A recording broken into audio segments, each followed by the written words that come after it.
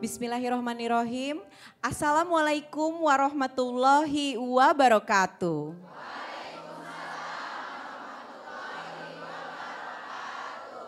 Pemirsa, senang sekali kajian hati hari ini bisa kembali lagi menjumpai Anda. Dan tema kita hari ini adalah saat luka tak bisa lupa, serahkan pada sang pemilik jiwa.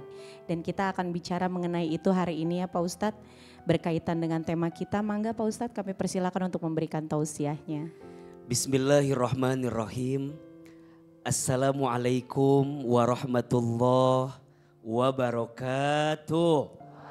Waalaikumsalam warahmatullahi wabarakatuh.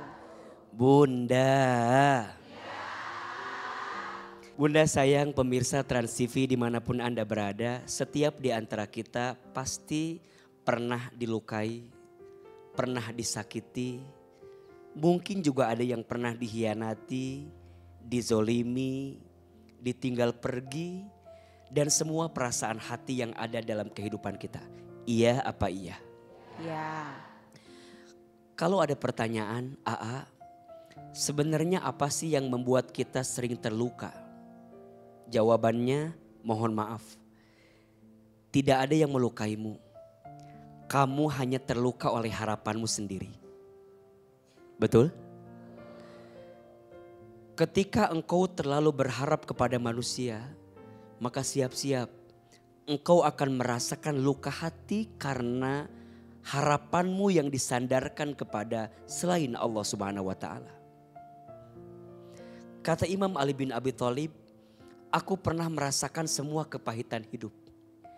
Dan tidak ada yang paling pahit aku rasakan kecuali saat hati terlalu berharap kepada manusia. Maka untuk semua luka yang tak bisa lupa, belajarlah menyerahkan pada sang pemilik jiwa. Bagaimana caranya? Kembali kepada Allah. Mulai dengan minta ampun sebelum minta apapun. Quran surat Ali Imran ayat 133. Allah Subhanahu wa taala berfirman, A'udzubillahi minasyaitonir rajim. Wasari'u ila maghfiratin mir rabbikum wa jannatin arduhas samawati wal ard wa'iddat lil muttaqin. Dan bersegeralah engkau menuju ampunan Allah dan surganya Allah. Kalau bunda sedang sakit, jangan menangisi orang yang pernah nyakitin kita. Tapi tangisi dosa apa yang pernah kita lakukan. Sehingga Allah memberikan kita sakit sesakit ini. Ya Rob, dosa yang mana yang pernah hamba lakukan sehingga engkau menguji hamba sekuat ini. Maka percayalah, ketika engkau diuji tapi engkau kembali kepada Allah, engkau sedang dicintai oleh Allah. Ketika engkau pernah dikecewakan oleh manusia dan kemudian engkau makin dekat dengan Allah setelah dikecewakan dengan manusia, sesungguhnya engkau sudah sembuh dari luka yang pernah engkau rasakan. Jangan nyari manusia lagi setelah disakiti oleh manusia. Jangan sibuk dengan dunia lagi setelah kita kecewa dengan dunia. Yang ada akan semakin sakit hati. Iya apa iya? Iya. Maka kejar ampunan Allah, kejar surganya Allah. Bagi siapa itu Ustadz? Ada 3 golongan ternyata. Alladzina yunfiquna fis sarra'i wad dharra'i wal kadhiminal ghaidha wal 'afina 'anil nas wallahu yuhibbul muhsinin. Orang yang bertakwa itu, 1, orang yang gemar berbuat baik dalam keadaan lapang ataupun sempit. 2, orang yang pandai menahan marah. Dan yang ketiga, orang yang pandai memaafkan orang lain. Bunda sayang, kalau udah disakiti maunya balas atau tidak? Iya kan? Emang begitu ya Iya kan Pak kan? Ustadz, rasanya tuh pengen langsung dibalas. Dibalas. Bunda kalau dilukai sama orang pengen balas luka atau tidak? Balas. Pasti. Manusiawi kok. Betul nggak? Sebenarnya tidak ada yang salah dengan balasan yang engkau lakukan. Tapi sayangnya engkau kehilangan kesempatan dari pahala yang Allah siapkan. Betul? Maka Maafkan semua luka hati yang pernah kita rasakan. Percayalah Allah akan menyembuhkan dengan caranya. Ketika kita bisa mengembalikan semua kepada Allah Subhanahu wa ta'ala. Jawab yang keras, Allah tahu nggak sakit hati kita? Tahu. Biasa aja Bu, kayak ada masalah apa Katanya gitu. yang keras. Allah tahu sakit hati kita? Tahu. Allah tahu luka hati kita? Allah melihat tetesan air mata kita? Iya, Allah tahu. Daripada sibuk mengungkapkan luka hati kepada manusia, lebih baik kembali kepada sang pemilik jiwa. Biarlah Allah yang membalasnya dengan segala kebaikannya. Insya Allah. Kajian hati. Kali ini kita sudah kehadiran Dara The Virgin. Apa kabar Teh? Alhamdulillah. Dan pemirsa yuk kita dengarkan Dara membawa kisah apa sih yang bisa menginspirasi buat kita. Mangga Dara. Assalamualaikum warahmatullahi wabarakatuh. Waalaikumsalam warahmatullahi wabarakatuh. Jadi sebenarnya ceritanya itu udah lama Pak Ustadz, 2014. Jadi tapi aku tuh masih ada kayak ngeganjel gitu Teh gitu. Jadi dulu tuh dari tahun 2009, aku umur 16 tahun, aku tuh kan mulai nyanyi ya Pak Ustadz, jadi cari uang sendiri gitu. Nah kebetulan waktu itu dari hasil kerja Teh dikasihin ke mama, ke orang tua lah gitu. Terus mama bilang gini, udah ngumpulin di mama aja, nanti buat neng masa tua biar ada bekal katanya gitu. Oh iya akhirnya udah dari hasil pertama kerja dikasihin ke orang tua semuanya sampai aku tuh nggak megang gitu sama sekali. Maksudnya cuman cuman cukup buat kebutuhan sehari-hari lah gitu. Udah lama akhirnya tahun 2014 aku tuh mau beli mic buat nyanyi gitu ya. Mendingan beli mic deh gitu buat Punya nyanyi mic sendiri gitu ya. Sedangkan kan uang dari hasil nyanyi itu dibeliin sawah, tanah, terus dibangun kosan. Pokoknya dibikin sesuatu lah gitu. Buat aset gitu Buat ya. aset gitu. Ternyata pas aku minta ke orang tua, aku tanya, "Ma, aku jual dong yang ini, aku mau beli buat mic." Terus kata mama, "Enggak Neng, enggak ada uangnya." Loh kemana? Aku bilang gitu. Oh iya. Iya uangnya kan udah dibeliin sawah, tapi udah dijual katanya.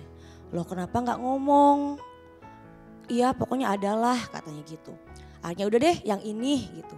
Ternyata dijual lagi Pak Ustadz. Pokoknya intinya habis dari uang tabungan aku. Nangis lagi. Dari umur 16 tahun dan sampai kemarin aku mau butuh gitu ya Teh. Udah habis semuanya, udah bener-bener gak ada. Terus kan mama sama papa udah cerai. Jadi mama udah punya suami lagi, papa udah punya istri dan sekarang udah punya anak gitu ya. Karena kan aset aku udah habis semua. Terus kan beliau juga gak ada uang. Terus kan kemarin beberapa waktu pas Covid itu kan job juga mulai sepi ya Pak Ustadz gitu. Iya. Jadi aku tuh jadi kayak agak ngerem gitu loh. Karena aku mikirnya ya mama udah punya suami, harusnya kan tanggung jawab suami gitu untuk membiayai istri. Terus papa juga udah punya istri, udah punya anak. Ya mungkin dengan beliau nikah lagi udah punya anak bisa bertanggung jawab sama keluarganya sendiri gitu. Betul. Jadi aku tuh agak ngerem gitu loh Pak Ustadz. Jadi ya udahlah, mungkin aku kayak mikir mungkin waktunya aku buat ngebahagiain diri sendiri kayak Iya. Save money gitu buat nantilah nabung ke depannya kayak gimana gitu. Dan kemarin tuh sempet rame, maksudnya sempat ada acara terus rame lagi. Terus jadi kemana-mana lah masalah ini jadi pada tahu semua gitu. Iya. Ternyata mama sama papa tahu, akhirnya bukannya maksud aku tuh kan sharing kayak begini sharing. Tapi dari keluarga tuh malah nyerang aku lagi. Jadi katanya kok ngejelek-jelekin buka aib keluarga. Jadi double gitu loh udah. Aku pikir ya Neng minta maaf atau gimana gitu taunya. Malah diomongin lagi jelek gitu. Jadi aku juga bingung gitu. Sampai sempet pas kemarin Covid itu hormon terganggu Teh. Aku kan belum punya anak, belum nikah juga. Sampai maaf ya sampai keluar air.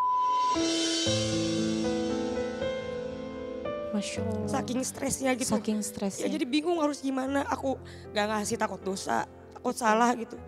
Jadi yang aku mau tanya ke Pak Ustadz tuh, aku salah nggak kalau sekarang tuh kayak ngerem terus kayak aku pengen mikirin diri aku sendiri harus kayak gimana gitu. Takutnya nggak ngasih juga, kok pelit sih sama orang tua. Tapi aku juga mikirnya, aku juga lagi butuh gitu teh buat nanti aku berkeluarga, punya anak gitu. Jadi pengen punya tabungan sendiri buat aku sendiri gitu. Iya, Itu aja sih Pak Ustadz gitu. Terima kasih. Kalau ada kesempatan, biar kita rilis lah ya di kajian hati. Ada nggak yang mau Teh Dara sampaikan buat keluarga? Bahwa apa yang Teh Dara lakukan sekarang itu bukan karena pelit, tapi karena sesuatu dan dalam hati itu sayang sama mama, sama bapak, sama keluarga. Ada yang mau disampaikan nggak sama keluarga, sama mama terutama? Sebenarnya kemarin juga aku udah minta maaf. Aku minta maaf ke mama, ke papa, ke keluarga juga. Mungkin dengan adanya acara kemarin jadinya kesebar masalah keluarga yang harusnya mungkin internal gitu ya. Tapi aku teh kayak apa ya Pak Ustadz, maksudnya dari umur 16 tahun terus aku ngomong tuh kayak ngerasa leganya tuh ternyata mereka tahu gitu. Ternyata orang tua aku tuh tahu anaknya teh sesetres itu. Karena mama gak tahu aku pernah ke psikolog, gak tahu. Sampai aku keluar air itu orang tua aku gak tahu. Maksudnya mungkin mereka mikirnya aku tuh ada terus uang gitu. Jadi mereka tuh kayak mikir pasti Neng mah ada terus gitu. Jadi aku mau bilang sebenarnya aku sayang banget sama mama, sama papa, sama adik-adik aku. Sayang banget. Bahkan kalau mungkin kalau aku punya rezeki yang benar-benar lebih, aku juga gak mungkin perhitungan gitu teh. Betul. Cuman ini karena aku bener-bener kaget dari umur 16 tahun hilang terus Kecewa kali iya ya. kecewa terus bener-bener semuanya hilang terus tahu juga buat apanya. Jadi kayak Bunda, ketika ada seorang anak yang berbuat baik kepada orang tuanya, Allah berikan pahala yang sangat besar untuknya. Maka untuk semua kita yang sedang ada di fase harus menjadi tulang punggung keluarga. Harus menjadi orang yang diberikan amanah berat menanggung hidup keluarga. Jangan pernah merasa itu beban. Karena sesungguhnya engkau sedang diberikan pahala yang Allah siapkan dengan segala kebaikannya. Besar loh pahalanya. Satu, Allah akan gantikan dengan sesuatu yang lebih baik. Tidak akan pernah miskin dan susah jika ada seorang anak yang membantu orang tuanya. Teh Dara kemarin mengeluarkan banyak, percayalah kalau itu rezekinya pasti akan balik lagi ke Teh Dara. Yang kemarin lewat akan berganti dengan yang lebih baik selama kita yakin. Kita memberi untuk keluarga niatnya karena Allah Subhanahu wa ta'ala. Yang kedua, Allah siapkan ridhonya. Karena ridhonya Allah tergantung ridhonya orang tua. Yang ketiga, Allah masukkan ke dalam surganya karena surga itu diperuntukkan salah satunya untuk anak yang berbakti kepada orang tua. Tapi mohon maaf, semua ada batasnya. Semua ada waktunya. Betul? Kalau ada seorang anak yang tidak bisa berbakti kepada orang tuanya disebut dengan durhaka. Dan jika ada orang tua yang tidak bersikap baik kepada anaknya disebut dengan zolim. Maka yang kemarin urusan teteh sama mama mungkin sudah teteh coba rilis, maafkan. Tapi punten, untuk orang tua yang zolim mengambil harta anak dalam tanda kutip ya, menyalahgunakan, tidak dengan baik, sampai kemudian anaknya stres, frustasi, lelah, capek, ayo bertobat sama Allah. Jangan sampai kita mengumpulkan dosa karena kita tidak berbuat baik sama anak kita. Perlu dikasih pelajaran, perlu disampaikan, perlu diarahkan. Karena setiap orang itu hati dan pundaknya juga ada batasnya. Betul atau tidak? Betul Pak Ustadz. Saling memaafkan. Teh Dara memaafkan diri sendiri dengan apa yang terjadi. Keluarga besarnya juga memaafkan terhadap anak seorang perempuan dari Sejak kecil mencari nafkah, mencari uang, dan uangnya diberikan kepada orang tua. Ini kan luar biasa, betul gak? Berharapnya ketika beliau dewasa, aman, nyaman, tenang, tapi ternyata semua harus hilang begitu saja. Ya, ini episode kehidupan yang harus ditempuh, yang harus dilalui. Apakah dosa sekarang saya menahan diri untuk tidak memberi lagi? Tidak. Karena Teh Dara ngambil pelajaran dari kemarin.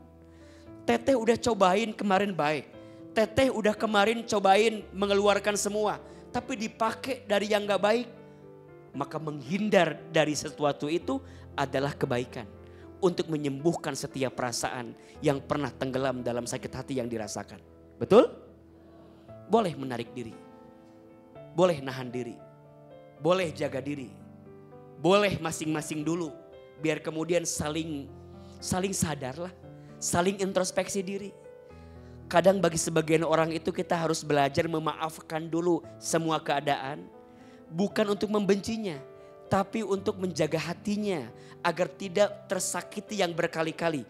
Iya apa iya? Iya. Kasih waktu, kasih batas. Sampai kapan? Nanti ketemu Idul Fitri. Semoga jadi momentum terbaik untuk mengislahkan semuanya.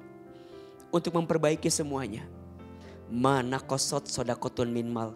Tidak akan pernah habis harta seseorang yang berbuat baik kepada orang lain. Apalagi kepada orang tua, kepada keluarga. Tinggal dikomunikasikan Teteh. Mungkin Teteh bilang, dari Teteh mungkin sekarang mah dijatah aja. Ya. Kalau ada kebaikan dari kita dijatah aja. Buat mama berapa, buat bapak berapa, buat adek berapa, kalaupun ada. Kalau tidak ada jangan memaksakan diri.